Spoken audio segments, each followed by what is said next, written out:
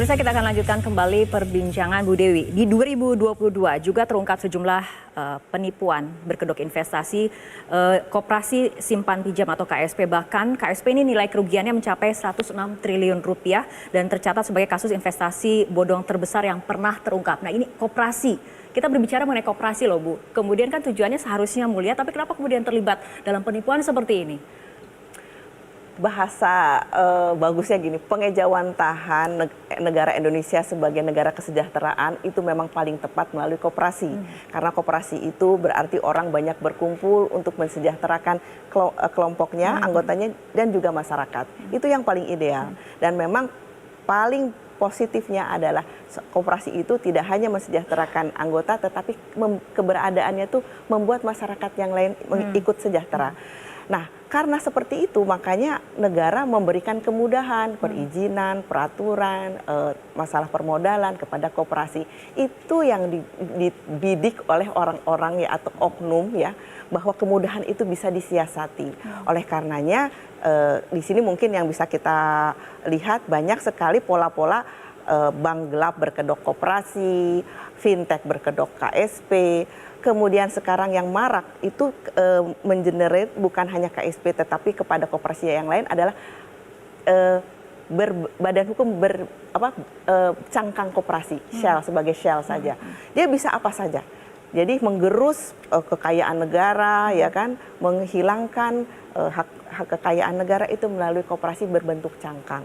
Nah, itu kemudahan yang disiasati oleh para oknum.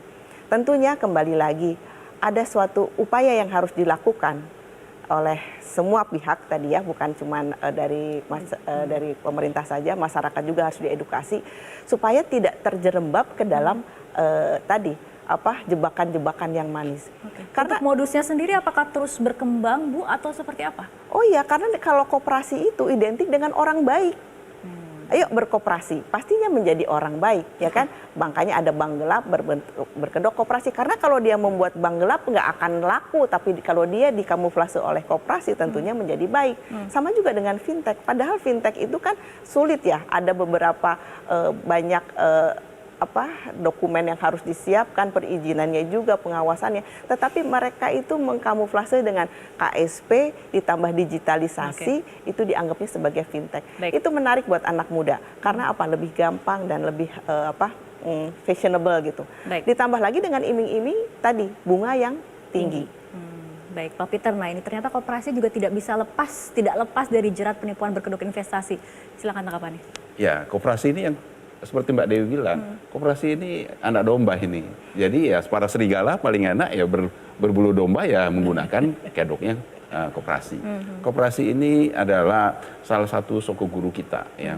Perekonomian Indonesia diidealkan itu dibangun oleh 3 soko guru, ya 3 tiang penyangga, swasta, BUMN, dan koperasi. Ya. Tetapi sayangnya memang koperasi ini sudah terlalu lama kita tinggalkan. Kalau kita menggunakan bahasanya Pak Jokowi, sudah terlalu lama kita memunggungi koperasi. Ya. Nah, di tengah kondisi kita memunggungi koperasi itu, semakin sedikit orang yang paham tentang koperasi. Nah, sementara dari sisi pemerintah sendiri, dari awalnya perekonomian kita ingin dibangun dengan soko guru koperasi tersebut, kita memberikan kemudahan-kemudahan kepada koperasi.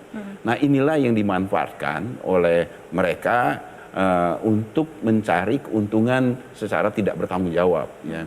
Yang paling gampang ya bikin koperasi, bikin secara ketentuan, secara persyaratan itu semuanya dimudahkan.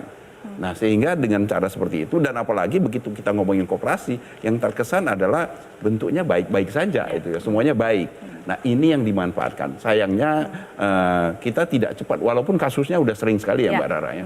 Kasusnya sudah sangat sering, tetapi kita tidak pernah, kalau menurut saya kelemahannya adalah tidak belajar dari permasalahan-permasalahan itu ya.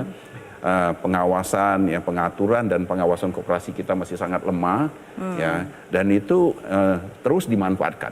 Oke, baik, Mbak Putri, tadi dikatakan oleh Pak Peter ini memang koperasi ini memang kemasannya baik seperti itu, tapi kasusnya bukan sekali 2 kali, sudah sering terjadi. Ini fungsi pengawasan lagi-lagi kemudian dipertanyakan, Mbak Putri silakan. Ya, Sebenarnya yang tadi Mbak Dewi sampaikan, yang bank gelap berkedok, koperasi berkedok bank gelap itu sebenarnya kan banyak juga terjadi di daerah pemilihan saya di Kabupaten Bekasi, Karawang dan Purwakarta. Di dapil saya itu namanya Bank Emok. Jadi ibu-ibu lebih berkeinginan untuk meminjam dari mereka karena tadi kemudahan. Jadi persyaratannya dibuat sesimpel mungkin, hanya butuh KTP dan juga persetujuan suami. Mereka bisa meminjam uang yang tidak mereka bisa dapatkan dari perbankan konvensional. Makanya padahal kita sudah punya program kredit usaha rakyat dengan bunga yang disubsidi oleh APBN kita.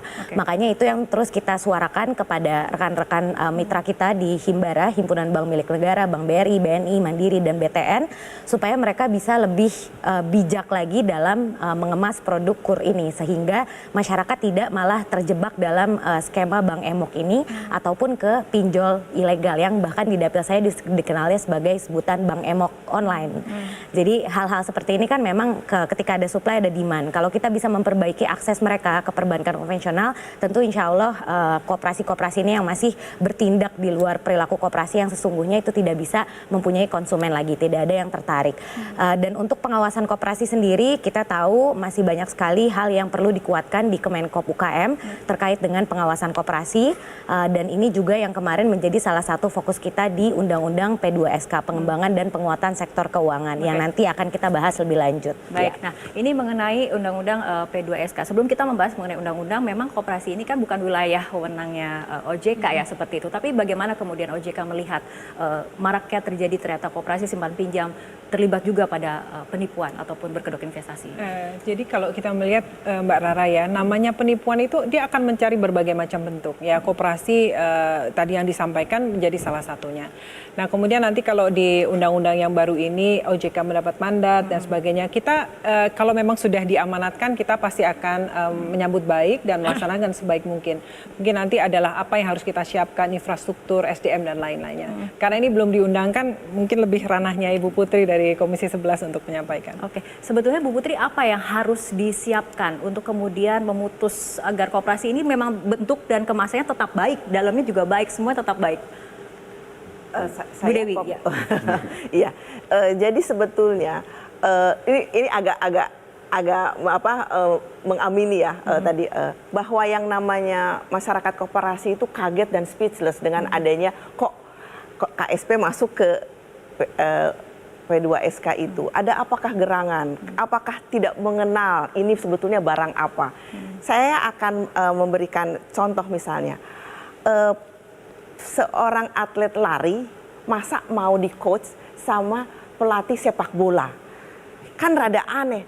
Memang betul sepak bola itu lari-lari, tapi larinya kan nggak, iya kan? Analoginya bagus sekali. Analoginya begitu kan? Nah ini sekarang masalahnya KSP itu pelari dimasukin ke klub sepak bola, kan bingung, ya kan? Nanti dia suruh nendang ke sana, suruh nendang ke sini, itu nggak pas.